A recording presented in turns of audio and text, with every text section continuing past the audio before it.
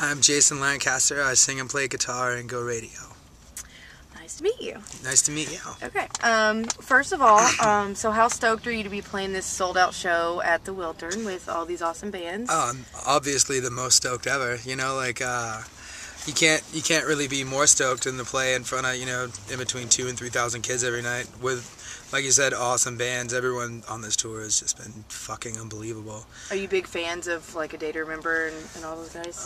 Well, obviously, you know, you've got Burns Red and Silverstein, who have always had a giant part in the music scene that I grew up in. And you've got Shikari, who are just really, really awesome dudes. Like we've been broing down with them so hard on this tour. And then A Day to Remember, who is also from Florida. You know, like we kind of grew up in the same sort of scenes and everything. So it's like they're all just awesome dudes as well. Everyone's really, really just a lot of fun to hang out with. You know, I haven't really got rock starred by anybody yet, so yeah, I'm pretty stoked. Awesome. So you've played in LA before, right? Mm-hmm. Okay. So, but is it somewhere that you've played a lot? Not really. Not. I wouldn't say a lot by any means. Like this is probably the second West Coast tour that this band has been on. Okay. Is it different touring the East Coast and the West Coast? Do you feel like you get a better response on the East since it's where you all are from? Oh, I wouldn't call it a better response so much as just the East Coast. Everything is a lot more. I don't know. I almost want to say kind of user friendly, but you know. Well, I'm from Kentucky, so. Okay, so you get it. Yeah. Kids there, they kind of appreciate music in general a lot more, especially where we're from in Florida. Everyone's just kind of like, it's music. I love it because it's music. You know, it might not be my favorite kind of music, but you know, so there are those kids here as well. But you get a lot more of the, I came here for this band, so I'm gonna watch this band. You know, right, and they're not as open, maybe. Yeah. Exactly. Well, that's how a lot of people discover bands, is from going to shows and then hearing bands open. Yeah, absolutely. Like that. So, I mean, it's a great way. All right, well. The song you all have, Forever My Father, is obviously like really emotional. Do you care if I ask who that is relevant to? It's my dad. Is it? Yeah. Okay, I mean, out of pure curiosity, do you do all the songwriting? I do a lot of it. I would say like 99% of like the lyrical content and everything comes from me. A lot of times, like how the writing kind of takes place is just me in the back seat back there, just kind of doing. You know, I write really folkish stuff, and then we all come together to try and make it go radio. But yeah, I would say the majority of the writing is done by me. You okay? Well, because I noticed you all have kind of a mix of, you have like poppy, upbeat songs, and you have like the ballads. Do you prefer one over the other? I mean, I'm a ballad guy. Are you? You know, I definitely am. You know, like. One of my favorite places to be is just, you know, like in a dark room with a piano and, you know, some paper. So that I would definitely say I'm a ballad guy. Do you like performing the poppy songs better though, or I mean? I do. You know, a lot of people would say no, they like to move around, but I feel like there's so much more emotion and there's so much more power and there's so much more I don't know, just breath in a ballad, and you know, it's a lot easier for you to get your point across when you've got more time to breathe, I guess.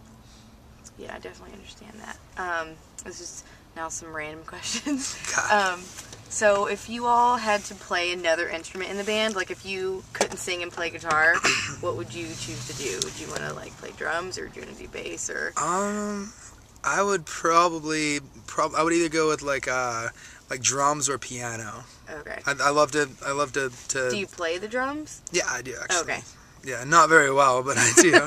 Right. Well, you know, because there's some people who, like, you know, maybe the bass player dreams of being the lead singer, maybe the singer would love to play the drums, and so it just sparks my curiosity. I'm not a spotlight guy, believe it or not. Right. You know, like I kind of like to be. I know a lot of musicians that aren't. I mean, a lot of musicians are shy. You know, like people wouldn't think it, but. Yeah, I can't stand, like, if you notice, like when I'm on stage, I'm always looking at the ceiling, and you know, I try to, like, when I'm not having to sing into the microphone, kind of back up a little bit, and you know, it's just it's a lot harder than it would look for me to just be like, hey, look over here at me, because I don't like that. I'm not that guy. Well, okay, so I have a question for you. Obviously you sing in front of, you know, tons of people, but are you the type of person, would you like sing karaoke at a bar, or would you Absolutely. Oh, you would? Yeah. There's this bar back home called Big Daddy's, and every Wednesdays and Sundays they have karaoke night, and we'll go, and and just get fucking hammered, and everyone sings karaoke. Awesome. Well, because, like, it's different. You know, some people think it's easier to sing on a stage with a million people with other people behind you versus singing karaoke where it's more focused on you. It absolutely is. Stuff like that. So I have to be, like I said, completely fucking shit-faced to do it. The only time I've ever done karaoke, I was like, barely remember it. That's the only time to do it. Because otherwise it's not funny if you know what you're doing. You can't take it seriously. No. Obviously. Okay, another random question. Do you know what a bumpet is? Like the plastic insert that girls wear in their hair? I do, actually. I do. Do you think those are ridiculous? Or yes, what? I think they're absolutely retarded. Because I feel like moving from Kentucky to California, girls seem to like the bumpets a little more. Yeah, they do this little poof thing in the front, and but I always wonder how guys feel. You know, I just like to ask. Actually, my girlfriend back home, she uses one, and not all the time. Well, she has one. I won't say she uses it. Oh, I got one as a gift. So I've never seen her use it, but it's a hilarious concept. Yes, okay. Somebody's a millionaire because of that. Someone's retarded. Someone's a millionaire for like slinkies. Right. Like. There's so many terrible... I'm not saying slinkies are a bad idea. I love slinkies. Yes. There's so many terrible ideas in the world that people get famous for. So. Right. That's very true. Good old America. Okay. Well, so are your experiences overall because you are a successful musician at this point in your life, has it been everything that you dreamed of, or is it was it harder getting here than you thought, or easier? Or... I think... like everyone always says, any road worth taking is, gonna be a long and it's gonna be a hard one. And this has definitely proven to be one of the longest, hardest roads in my life. But at the same time, I definitely did expect it to be, hard. I never thought this was gonna be easy. I never thought, even, shows like tonight, everyone looks at and they go, oh, Go Radio's on the A Day to Remember tour, they think just because you're doing that you've made it, and it's like, no, that's not it at all. Like, this is the beginning of the road.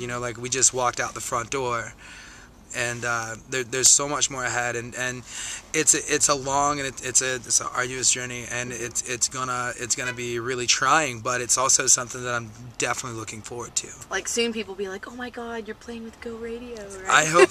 Fingers crossed, right? Yes, I really hope so. For you as well. I really hope so. Awesome. All right. Well, is there your album, Do-Overs and Second Chances, right? Yeah. Was there any, where did that name come from? Do you all just believe a lot in learning from your past mistakes, or what is that? I don't believe in mistakes. First off, I don't think that there's a such thing as a mistake.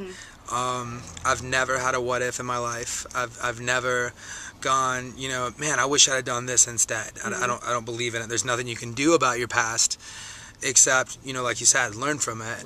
Right.